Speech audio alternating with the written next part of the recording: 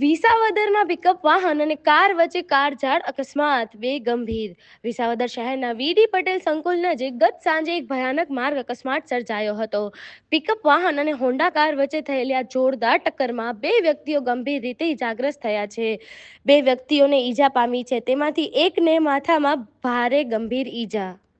Visavadar police સ્ટેશનના inspector એચ.વી. પટેલની સૂચનાથી staff ઘટના સ્થળે પહોંચ્યો હતો.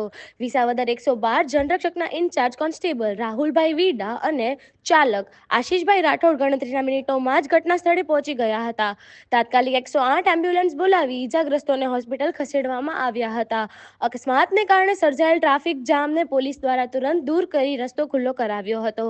ગંભીર રીતે ઈજાગ્રસ્ત થયેલ એક વ્યક્તિને વિસાવદર સિવિલ હોસ્પિટલમાં પ્રાથમિક સારવાર આપી ખસેડાયા છે. અન્ય એક વ્યક્તિની હાલત વધુ નાજુક હોવાથી તેમને વધુ સારવાર અર્થે જૂનાગઢ સિવિલ હોસ્પિટલ રિફર કરવામાં આવ્યા છે.